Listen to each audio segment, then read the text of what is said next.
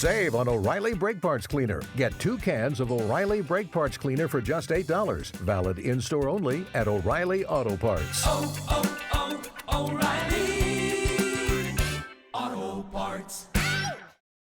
We're excited to announce that our very own podcasting platform, Zencastr, has become a new sponsor to the show. Check out the podcast discount link in our show notes and stay tuned for why we love using Zen for the podcast.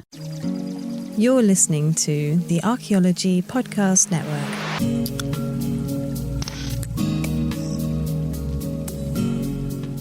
Welcome to Heritage Voices, episode 51. I'm Jessica Yaquinto, and I'll be your host today.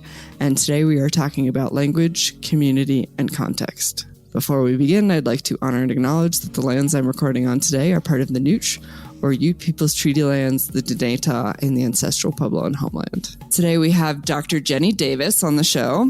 Dr. Jenny L. Davis is a citizen of the Chickasaw Nation and an associate professor of Anthropology and American Indian Studies at the University of Illinois, Urbaana-Champaign, where she is the director of the American Indian Studies program and the 2019 to 2023 Chancellor's Fellow of Indigenous Research and Ethics. After earning undergraduate degrees in the humanities from Oklahoma State University, she obtained an MA and PhD in linguistics from the University of Colorado Boulder. She was a Henry Rowe Cloud Fellow in American Indian Studies at Yale University and a Lyman T. Johnson Postdoctoral Fellow in linguistics at the University of Kentucky. Her research focuses on contemporary Indigenous language revitalization, Indigenous gender and sexuality, and collaborative methods, ethics, and repatriation in Indigenous research. So welcome to the show, Dr. Davis. Thank you. Thank you for the invitation to join me. Yeah, of course. I'm so excited to have you. As I was saying before we got on the air, I have a very long list of topics that I'd love to talk with you about. So I'm sure we won't get to all of it, but lots of good stuff in there, no matter what we get to. So I'm excited. So to start us off, I'm looking forward to it. Yeah. What got you interested in this type of work? I started out in undergrad thinking about teaching language and literature and the humanities specifically. So I was focusing on English and Spanish, and I ended up getting degrees in English and Spanish. I have always loved language and literature and all of the intersections between them. And through some of my coursework in undergrad in actually English and Spanish, I was able to take some linguistics courses, learn a little bit more about the ways that linguistics and anthropology and some other fields think about language in addition to the ways fields like English, right, might think about language. And was also starting to think about my community and look around and see what was available for us and for other Native communities.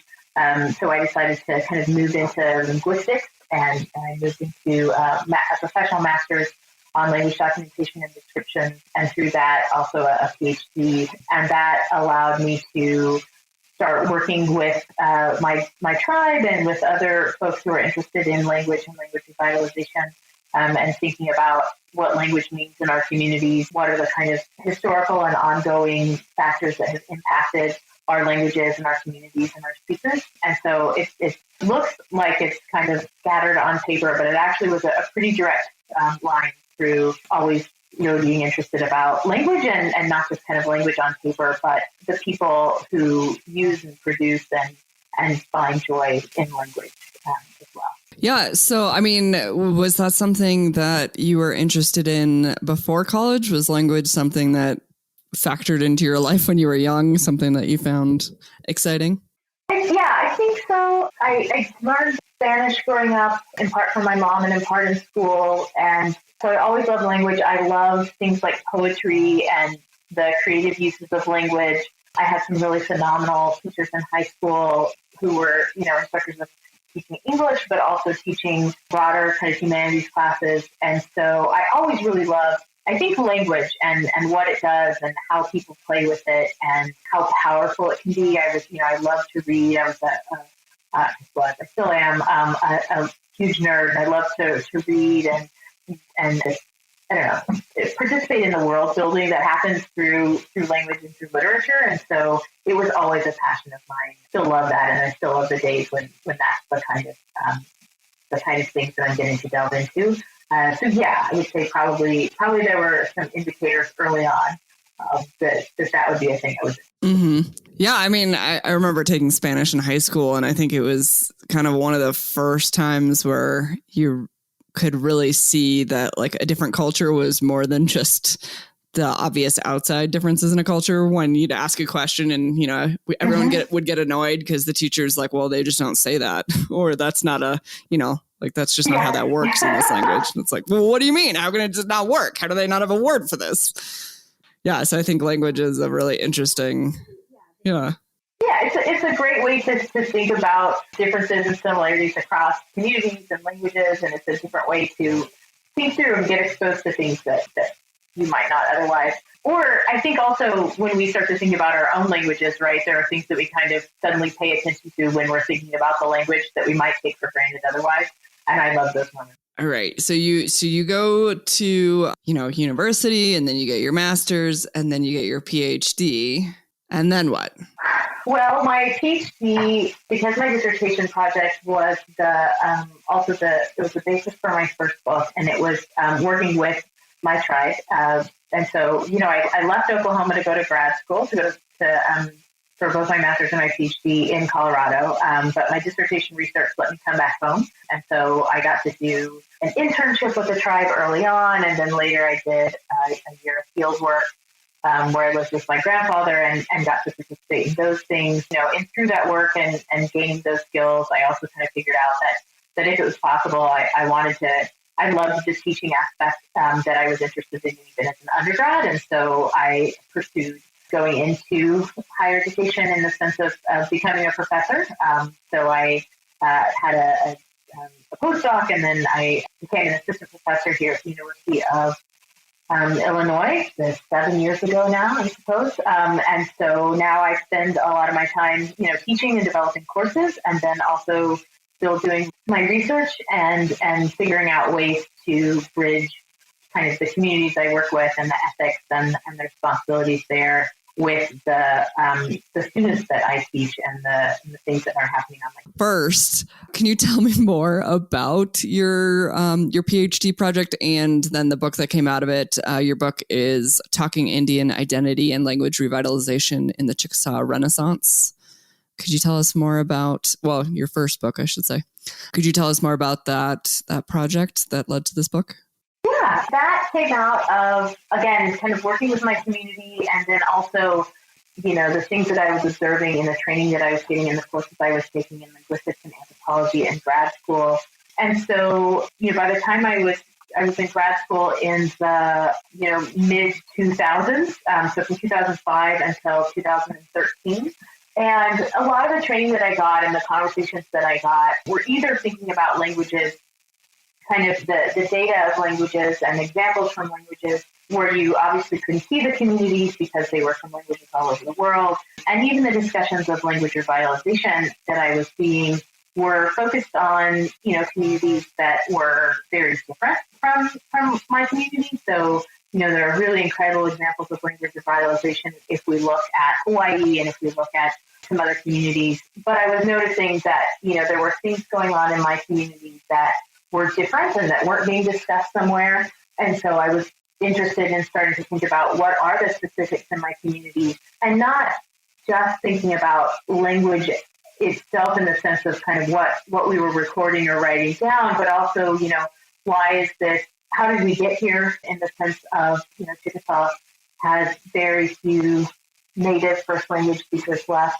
At the point when I started my research and working with the community around this topic, I think we had probably between 75 and 100. Right now, I think for when it comes to Polish speakers who started speaking as children, I think we're at 25 or so fewer. And so thinking about the specifics of our community and what was possible or not possible, and how that was different from other communities. So thinking about the context and the people, thinking about the kind of hows and whys that would make what we're doing possible, or would even just impact the decisions that were being made that might not be visible to other people who weren't on the ground. But that also might be really helpful to people who were either an hour down the road or 1,000 miles away that, you know, had some similarity. So it was thinking about the context really strongly, drawing from sociolinguistics and linguistic anthropology to think about language and how and why it was working. So that was kind of the focus. It led me to think about, our speakers and those efforts. It led me really, I was interested really broadly in what was going on. So I think that the chapter that people are most interested by or in is a chapter that thinks about the role of t-shirts in language revitalization. And that's just from seeing, right, well, that's what we wear most often, right? Jeans and t-shirts back home. And so thinking about like what are the roles things like bumper stickers and t-shirts play in some of these movements in our communities, and how does that help us think about language in different ways? So that's where I'm at. A lot of it was kind of responding to what I was seeing or what I was being taught, and noticing the differences between the realities for natives back home and what I was reading about in kind of academic. So with your PhD and your book, was there recommendations that came out of it that, either were able to be applied or that, in an ideal world would have been applied in your community? Was there any sort of like changes that happened as a result of this work? Well, I think probably it was the other direction. So one of the things is that I was kind of observing what the community was doing, what our language program was doing, and I learned a lot from them. And in fact, so there are things that people were doing on the ground that I talk about in the book, or I was able to present to other communities that have been helpful. But, because these are the things that the people in the language program and that our speakers are doing kind of day in and day out, they've dedicated their lives to it. I don't know that there's anything that I taught them, but they definitely taught me the whole time, and I think offered us some opportunities. Yeah, I think there were a lot of conversations. It was a very, easygoing kind of thing, but I definitely wasn't there to make suggestions in the sense of having more experience in this than they did. It was me kind of observing on the ground what they were doing and why, and really being mindful to ask questions about kind of what was going on, and making sure that I understood and knew what I was looking at. I think that there are aspects that I've written about that, again, were already things that the community and the language program were doing, but that maybe have increased and just continued in importance through some of the conversations. So things like the thinking about the use of technologies. There's an app. There's an Apple app, and there are all sorts of. There's now a Rosetta Stone program that the tribe kind of entirely revamped, and other scenarios where these are things that I was thinking about and asking them about. Obviously, they were the ones doing it and presenting about, and those things have continued. And so, if anything, if I've contributed anything, it's just kind of asking questions and participating in a conversation that continues, and that maybe through the questions that I ask, shape it in that way. But they're definitely the experts in how to do this in general, and especially in our community. Yeah. So, okay, we're already going to be at a break here in a second. It always goes so fast. But after the break, I'd love to talk more about, you mentioned just there that it has been, what you learned from your community has been something that, you've been able to take and that other communities have found useful. And I know, this is one of the reasons why I was so excited to get you on this show, because, we've had people asking for more on language preservation. One person in particular who works for a tribe, and they were, their tribe was hoping to do more with language preservation. So you know who you are. And sorry it took me so long, but finally we're having this conversation.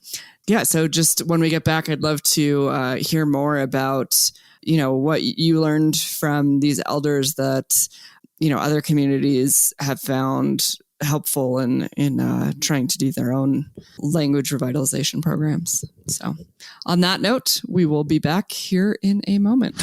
Chris Webster here for the Archaeology Podcast Network. We strive for high-quality interviews and content so you can find information on any topic in archaeology from around the world. One way we do that is by recording interviews with our hosts and guests located in many parts of the world all at once. We do that through the use of Zencastr. That's Zencastr. Zencastr allows us to record high-quality audio with no stress on the guest. Just send them a link to click on, and that's it. Zencastr does the rest. They even do automatic transcriptions. Check out the link in the show notes for 30% off your first 3 months, or go to zencastr.com and use the code HEVO, HEVO. Looking to expand your knowledge of X-rays and imaging in the archaeology field? Then check out An Introduction to Paleoradiography, a short online course offering professional training for archaeologists and affiliated disciplines. Created by archaeologist, radiographer, and lecturer James Elliott, the content of this course is based upon his research and teaching experience in higher education. It is approved by the Chartered Institute for Archaeologists as 4 hours of training. That's in the UK, for those of you that don't know. So don't miss out on this exciting opportunity for professional and personal development. For more information on pricing and course structure, visit paleoimaging.com. That's PALEO imaging.com, and look for the link in the show notes to this episode. Is your vehicle stopping like it should? Does it squeal or grind when you brake? Don't miss out on summer brake deals at O'Reilly Auto Parts. O'Reilly Auto Parts. And we are back. So I just asked you a very long question, but basically what other communities have found helpful when you've been working on language revitalization, based on your experience with your PhD. Sure. I think that some of the things that are helpful is, in some cases, just knowing that other people are doing the same thing and have the same efforts, right? So you're not alone in it. Mm-hmm. It's often, working in a community can feel like a slightly isolated effort. So knowing other people have been and are trying to do the same thing in itself can just be helpful. I think one of the biggest takeaways from communities is often that whatever they decide doesn't have to look like what the community down the road or the community that they've heard from looks like. So you can really tailor things to match the resources that you have and the goals and the needs of your specific community. And that's what's going to make the best program. So, there are kind of fads in language learning and language revitalization, and whether it's immersion schools or certain types of instruction, and that might be a good fit for you, but it may not. And it's just because it's not the kind of whatever everybody else is doing. I think the more tailored it is and flexible the project is, the better off it's going to be. And in fact, one of my favorite things that I have both read and I think as a philosophy that's really helpful is a piece by another native linguistic anthropologist who works on language revitalization. And it's really challenging that idea of success or failure. It's a piece by Barbra Meek. And it's that, you want to be kind of always adjusting and evaluating and seeing how you can approach things, but it's not the case of like that you are succeeding or failing in the sense this is a long-term effort. There are going to be things that work and things that don't work, and sometimes you can't see the results of what you're doing and the outcome for 5, 10, 15 years. And so just letting it be something that is flexible and really you can tailor it to your communities is going to be the best approach. And I think it's good in terms of having a program or efforts that really are suited to your community, and then also help counter some of the difficulties you run into in trying to think of evaluating in the sense of like, okay, have we fixed language endangerment in 3 years? Well, that doesn't happen, right? So trying to get out of that mindset. I think people speak really strongly to the importance of emotion and connection between people, between places, people and places, and the language and their memories or kind of the stories of their community. And so anything you do that celebrates that and recognizes it is going to be an important piece of it. It's going to let people approach it in a way that that I think is ultimately more meaningful. And that's often a direct counter to the ways that languages may be taught in school, right? So approaching language learning as a kind of a second language approach, that doesn't always resonate with people in the ways that thinking about why they want to learn the language and learning how to tell a story that they might have heard their grandmother use, right? Or a song that they heard as kids or have always wanted to learn. So again, I think it's kind of shaking off what the models that we might have around language learning and really figuring out what works for folks and what they're hoping to get out of language. That overall is part of helping to change and counter how the language is valued. You know, the U.S. government for centuries, and especially for very robustly over the last 100 years, has really worked to devalue Native American and Indigenous languages. It has worked to sever us from access to those languages. It has worked to shame people who spoke those languages. And so it's actually a pretty radical act just to say this language is valuable, our language is beautiful, right? We value people who are speakers, we value people who are learning the language or using the language. And so, again, those are more ideological shifts, but they're actually pretty radical if we think about the longer context of how we got to these moments of where our languages are now. It's a way also of, I think, including and valuing the elders and other individuals in our community who have the language and who have held on to the language. If for communities that still have the language spoken in ways that bring them in and really center and value them. And I think that's an important piece of the project. And it's related to taking a kind of community and family approach. What I've noticed is that people tend to stick with the language if it's connected to either previous generations or future generations. So a lot of people are learning the language because, again, it's connected to their parents or their grandparents or people that memories they had as a kid, but also people are often motivated because they want the next generation, right? Either it's their own relatives, their children, their nieces and nephews, or other family members, or people who are teachers and instructors of youth, that's often a motivation. And so thinking about the language as an important piece of community and connection can be a stronger motivator, I think, than some of the other reasons why folks might learn a language. If you are being told to learn a language because it's going to help you become a rich international business person, they are probably not encouraging you to learn one of our languages. And so the motivation is going to be different. I don't know that learning our languages, it can be a career, right? It can be a job for folks, but I don't know that it makes anyone a millionaire. So the motivation is different, and that we need to recognize that, but it opens up a lot of other approaches.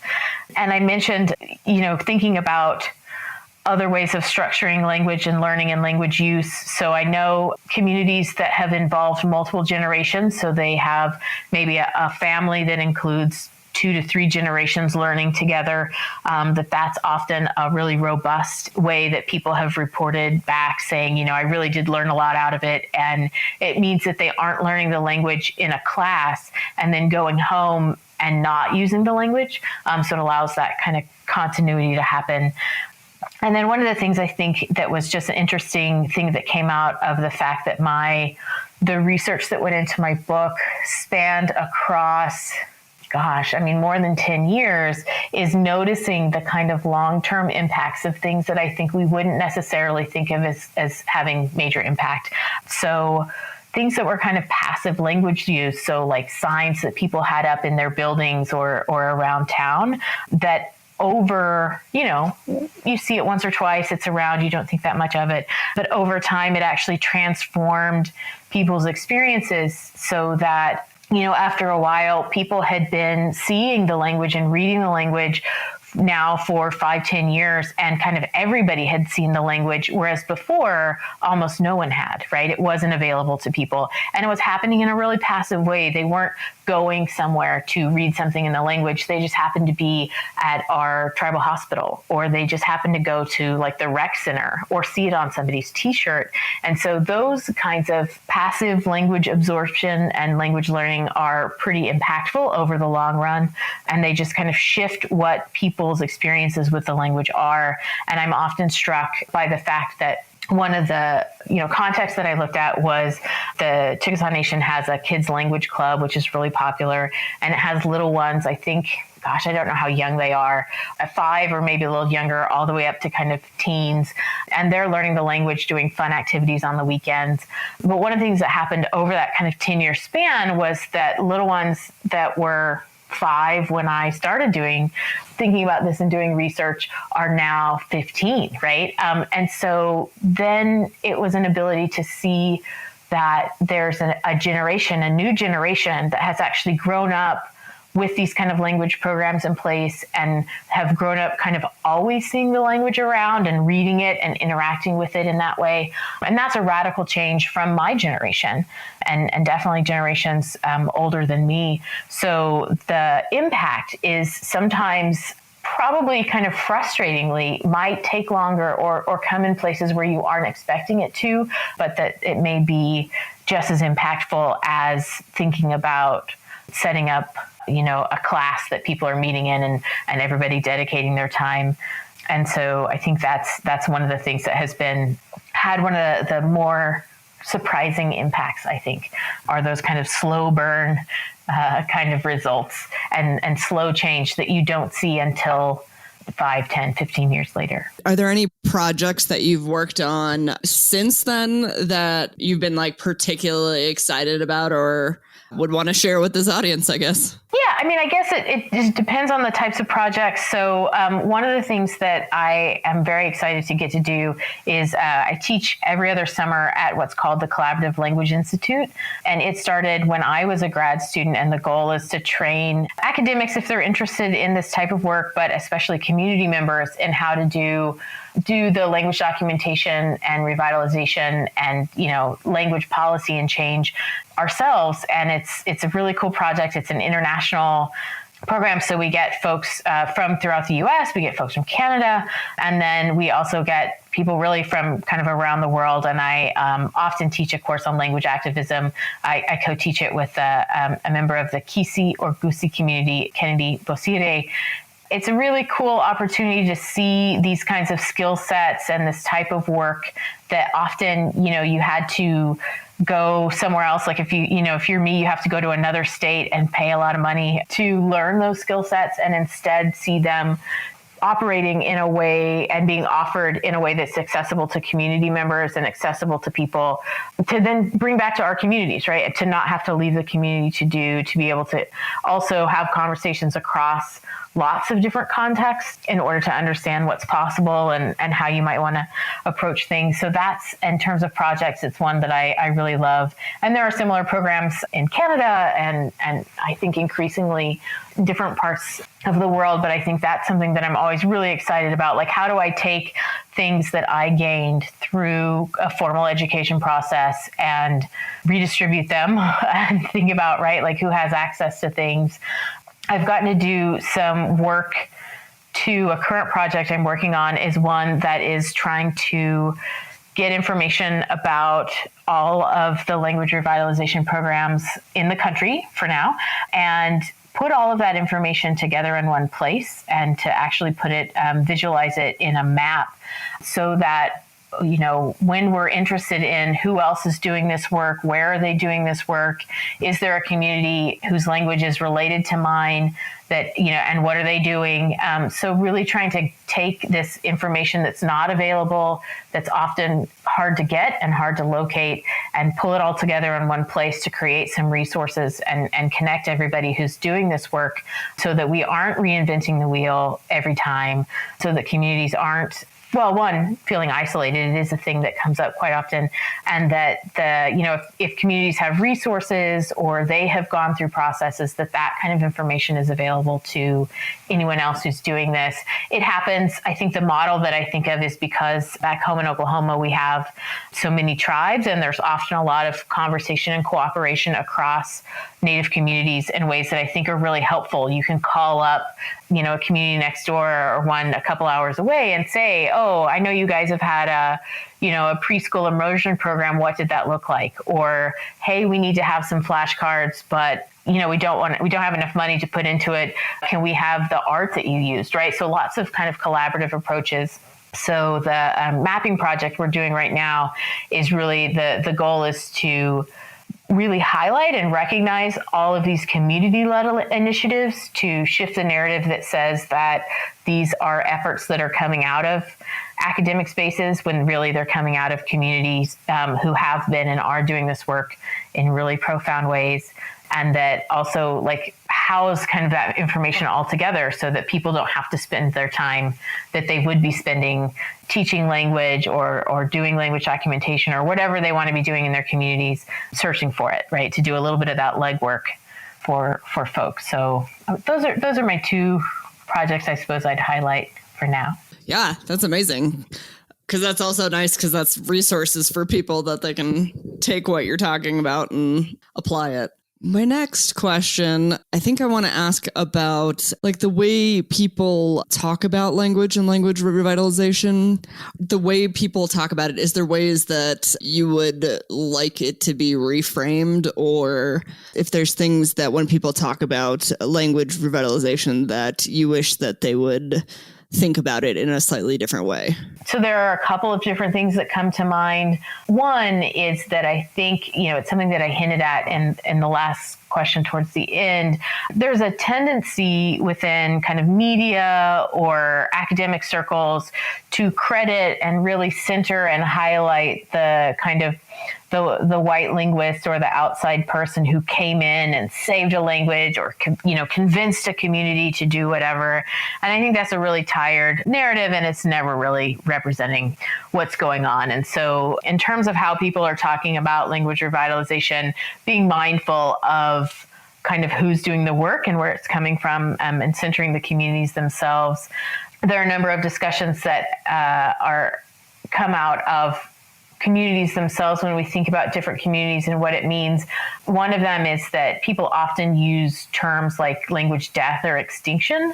And that actually is it's coming out of a biological, ecological framework, but it's not a great one for communities or languages in general, for various reasons. I don't know how well it works. I mean, it's complicated even in ecological terms, but, there are communities that have been declared dead, where their languages are dead or extinct, that in fact have been able to revitalize them. And so that have been able to raise new speakers and, create robust language programs and language communities. And so the better framing that people have a couple of different ideas, but one of them that I think is the standard now is to think about languages as dormant and that can reawaken, that allows for a possibility for these things to be reclaimed, that allows people to connect with language and not have it be undead, not have it be zombie-ish, right? So I'm thinking of Wesley Leonard, who's a Miami scholar, has done a lot of work on this. And because Miami is a language that was dormant and is now spoken again. So of course, it's quite personal to have someone tell you your language is dead, right? I think thinking about the language we use is important. I am quite passionate about the ways that people are framing, always assuming an into Native people, into culture. So there's a scholar, Jeannie O'Brien, who's done great work thinking about the framing of last Indians and the fact that, the last of the Mohicans and the last of it's always the last, right? And people are kind of always counting down and assuming we're going to disappear and die. And they have been, what her work shows so well is they have been since the 1700s, right? This is a thing that happens. And that's why it's part of why non-Native people always seem to be a little surprised to find out we're still alive. right? They're like, oh, they're still Indians. Oh, and so those kinds of narratives. And what I found is that narrative extends to thinking about languages. So there's a lot of media coverage about last speakers and counting down how many speakers are left in ways that I think, one, never talk about why we're in this situation, right? This is never a conversation about boarding schools. It's never a conversation about, not recognizing tribal sovereignty. And it's also, it counts down in ways that assume there wouldn't be people who are partial speakers or multilingual or the really complicated and exciting ways that language actually works in our communities. So that anytime it's a kind of counting down or talking about natives or our cultures as, disappearing any second, I think is something to be wary of and mindful about the work it does. It's one thing when we have conversations in our own communities about, the situation or what we need to prioritize and why. And I think that's another thing when you have a kind of a broad media coming out of the settler colonial context where they're having those conversations, right? Like I think so. Those are some of the ones that come to mind kind of automatically.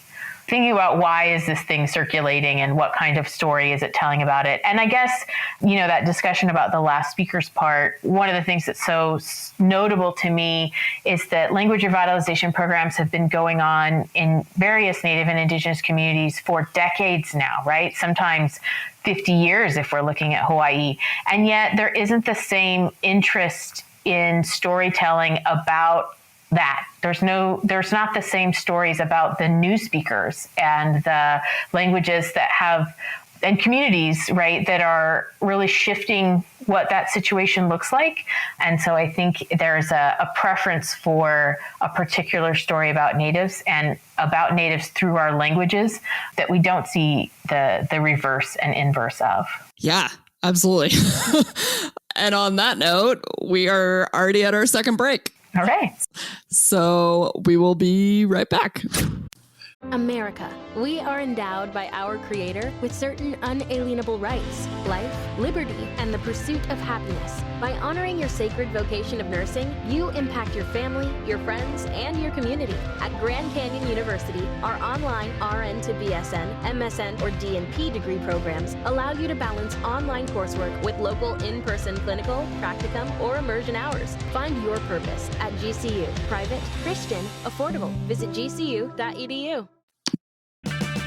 Is your vehicle stopping like it should? Does it squeal or grind when you brake? Don't miss out on summer brake deals at O'Reilly Auto Parts. O'Reilly Auto Parts. Okay, we are back from our break. And, we've been talking a lot about language revitalization, but a lot of your work ties into language and other topics. During the segment, I want to make sure we get to language and gender and sexuality and, NAGPRA and your ethics works. But let's start with the book. Okay. So your second book is called Queer Excursions, Retheorizing Binaries in Language, Gender, and Sexuality. So I'm really interested, again, we've talked over the two segments about language revitalization, but I'm curious to hear how you apply linguistic anthropology to these other topics. So can you tell our guests more about the second book? Sure. So that book, it's an edited volume that I co-edited with colleagues from grad school, Lal Zimin and Joshua Racklaw, and it is thinking about, I think, assumptions of binaries and how do we approach language and studying them that way, particularly binaries of gender and sexuality, right? So we have things like male or female or heterosexual or homosexual or cisgender or trans, lots of things that are set up as kind of two oppositional, non-overlapping categories and only two categories. And so that book came out in 2014 and was really, each chapter in it is thinking about that from a different approach, thinking about in a different context. So there are chapters from various communities and contexts around the world, and really, I guess, challenging us to not just throw binaries out, right? There are reasons why for communities in different moments they might be valuable or important, but also to recognize that they are often kind of ideological or theoretical constructs, right, that are happening. Sometimes they're grammatical, any number of things. So it's really thinking about them in that approach and how we can approach studying gender and sexuality and keeping them in mind and not kind of blindly either reinforcing them or throwing them away. And my chapter in that is part of a longer standing project that I have thinking about language, gender, and sexuality, particularly in Native American and Indigenous context in the U.S. That stems and is connected to my research with Two-Spirit activism and Two-Spirit communities.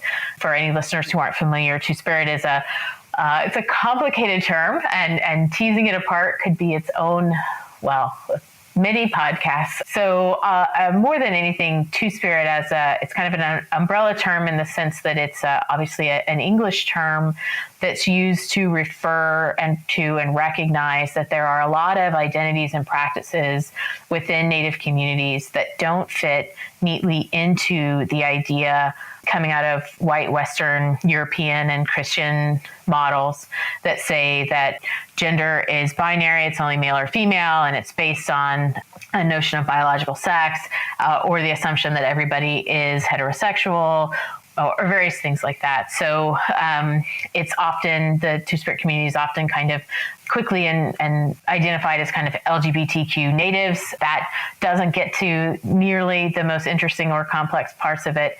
But one of the pieces of that is thinking about like where language plays into it, and why, if you are studying language revitalization or linguistics and language, gender, and sexuality, that language revitalization is often assumed to be a totally separate topic of research or interest, language, gender, and sexuality.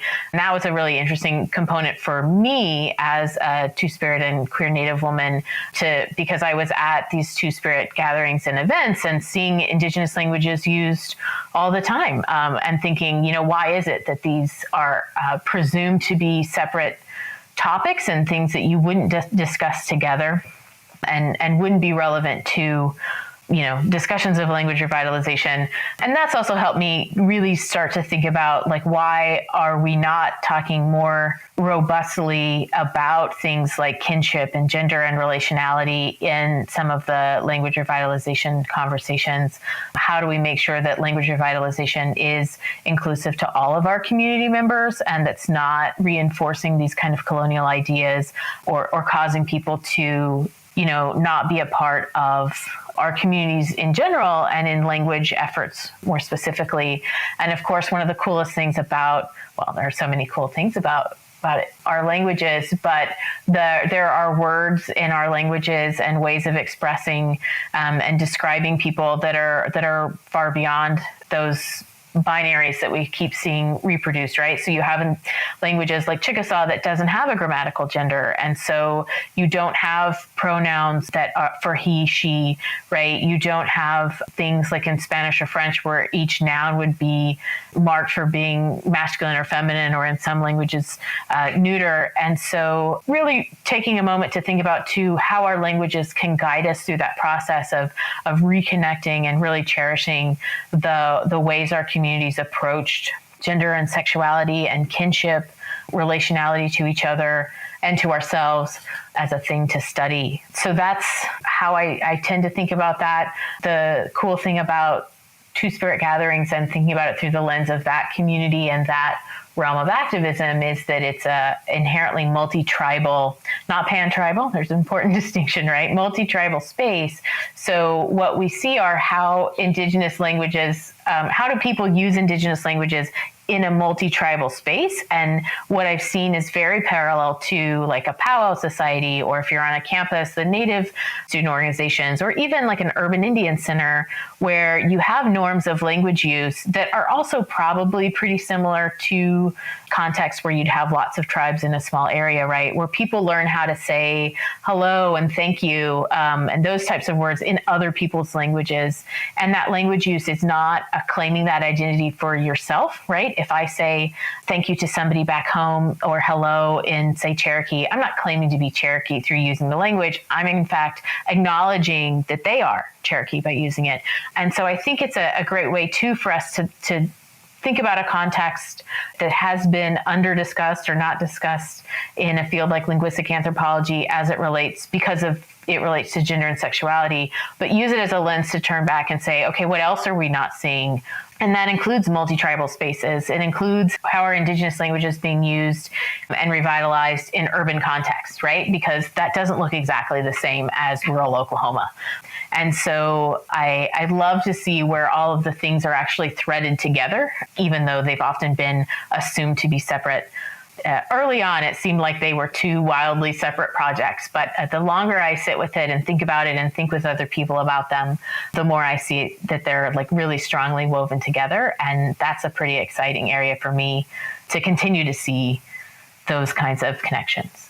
Yeah. Okay. Well, this very easily could have been its own podcast episode.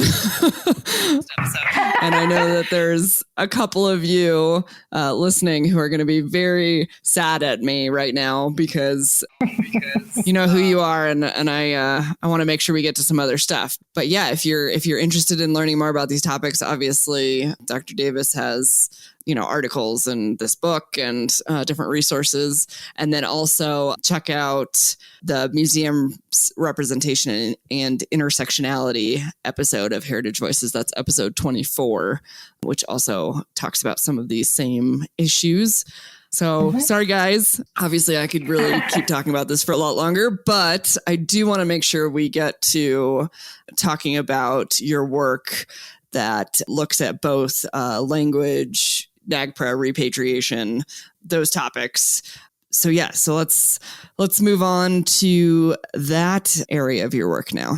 So yeah, currently I am pretty heavily involved in the NAGPRA work at my university, and in some ways it's new, and in some ways it's connected to things that I had been interested in before.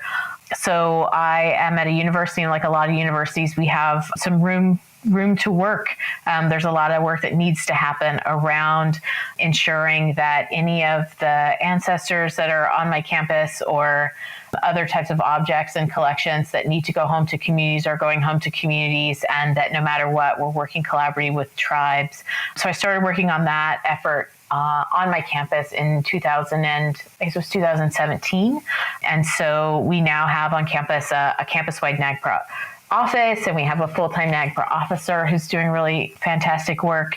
And so it's really, that happened in January of last year. So we're working on getting those efforts off the ground. We're working on figuring out as a campus, not just how do we comply with this law and the specifics of the law, but how do we really rework how we're doing things on campus so that research that involves Native people and Indigenous people is done collaboratively with those communities, right, and with those individuals. And so that's it takes up quite a bit of my time currently, and it's obviously it's important work. It's work that just came about because I was on a campus and it needed to happen, right? And it's not the kind of work that I think you can walk away from in good conscience. So it's a thing I've taken up. It's required training in NAGPRA and other types of things. But it's also been a way of thinking about the kinds of areas where I was already interested in these topics, or the places where, Indigenous and collaborative approaches that I got through thinking about how to do this with language are relevant to any other type of process with Indigenous research, and especially with things like NAGPRA and repatriation. early on, it was clear, both for my community and others, that there are lots of language material. I would assume that even as much as 75% or more of the kind of linguistic and cultural documentation materials, some of it's as old as 200 years ago and some of it was collected 5 years ago, right, is not available to our communities. And so it sits on the shelves of professors' offices or in libraries or in archives, and our communities don't know where it is and they don't have access to it. And sometimes even if they know where it is, they're not allowed to access it. And so that was already something I was interested in. How do we find out where these things are? How do we make it so that the communities themselves have access to it? And so they have it. It plays an important role in language revitalization, but it's also just a kind of inherently ethical and right thing to do, to let the communities and the families and the people from whom these important pieces of community have been taken from, right, to get them back and to allow people to have access. And so that transfers really directly to those processes of repatriation under NAGPRA, thinking about museum collections or archaeological collections, right? How do we make sure people know where things are located and that they're being housed and treated respectfully and that they get back, and that nothing's being done with them that the communities haven't agreed to. And so that's connected. I think my background in language and linguistic anthropology also helps me really keep in mind that the idea that something like the documentation of a song or a story is inherently different than an object or even an ancestor that's being housed. If it's our songs, our stories, our languages, those are really important to us. And we often have, in many communities, that we have kind of an obligation or an expectation to care for them. They were taken under the same circumstances, often through the same methods and by the same people. An individual that's considered one of the founders of linguistic anthropology, and in fact, in North America, Boaz, was responsible for taking Native American remains while he was collecting language and cultural documentation. He collected them without permission from communities and then used the selling of those remains to fund his research. And so I think kind of breaking down the assumption that linguistic and cultural materials are inherently different than something like a museum or archaeological collection or ancestors, often as a reason not to repatriate them or not to, because they don't fall under NAGPRA, is a way to apply and a place to make an intervention from Indigenous ways of doing things rather than a kind of Western institutional approach or U.S. institutional approach. So thinking about what the connections are and what would an alternative strategy be that actually assumes that anything that's come from a community should be, you should work in collaboration with communities to repatriate and to allow access to. And these are exciting areas that I think happen sometimes in subfields or particular institutions, but they're not always brought together in conversation. And so the fact that I am doing the NAGPRA work now allows me to sit back and think about it in a slightly broader context. Because, of course, in our communities, they're all connected in the sense that the responsibilities to objects, to beings, to ancestors are connected to language practices. They are connected to spiritual and ceremonial practices. And a lot of times that linguistic and cultural documentation was of our ceremonies, right? And of our important, the pieces of cultural patrimony in our communities. So they are connected. It's taken a slightly different approach, I guess, because of the importance of reconciling, recognizing and really prioritizing, making sure our ancestors get home. And so it's not to say that linguistic materials are less important, but there can be some, if it's necessary to prioritize, to really think about those distinctions and make sure that we're trying to do everything as broadly and holistically as possible while still prioritizing, the things that are of utmost urgency to our communities, like getting ancestors home. Yeah, I hadn't quite thought about it in exactly that way before. So that's really interesting. We have just a few minutes left, so I just wanted to see if there was anything that you still feel like you'd like to share with our audience, anything that you didn't get to yet. But before we started recording, one of the things we were talking about was the variety of approaches and topics and projects, I guess, that I've worked on, but I think is pretty typical of Native people in academic spaces and maybe even other underrepresented faculty and staff and students. And I suppose in just thinking about all of the topics that we've talked about, that in many ways kind of represents a different approach to academic work and maybe to research in general, to assume connections, and that, each project may look separate or be different, but then as you work in it and as you have conversations, you can see the connections between them.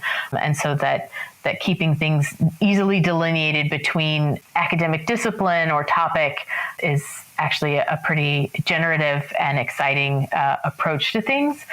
At least from my perspective, and maybe as if there are people who are considering what to study or how to approach the things that they're interested in, that can be a way to hold all of the things that are important to them rather than having to feel like they have to choose between them.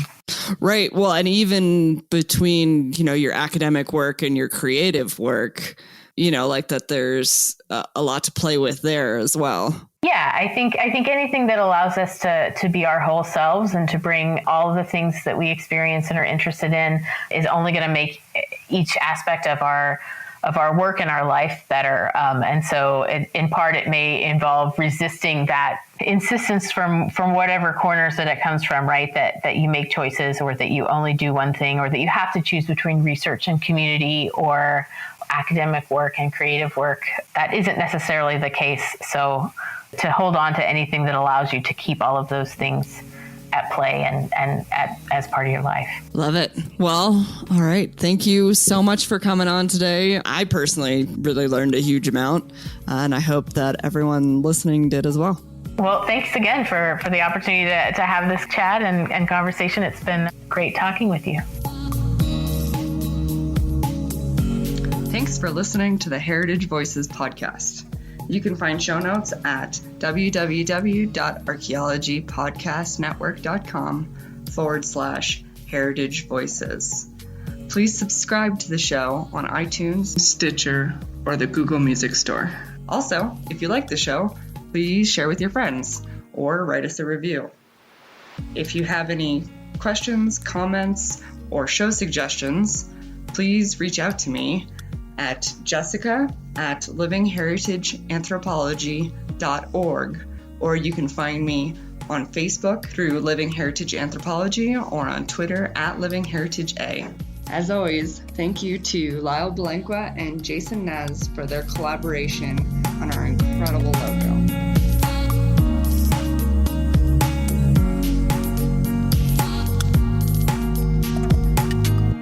This episode was produced by Chris Webster from his RV Traveling America, Tristan Boyle in Scotland, and the Archaeology Podcast Network, and was edited by Chris Webster. This has been a presentation of the Archaeology Podcast Network. Visit us on the web for show notes and other podcasts at www.archpodnet.com. Contact us at chris@archaeologypodcastnetwork.com. Thanks again for listening to this episode and for supporting the Archaeology Podcast Network. If you want these shows to keep going, consider becoming a member for just $7.99 a month. That's cheaper than a venti quad eggnog latte. Go to archpodnet.com/members for more info.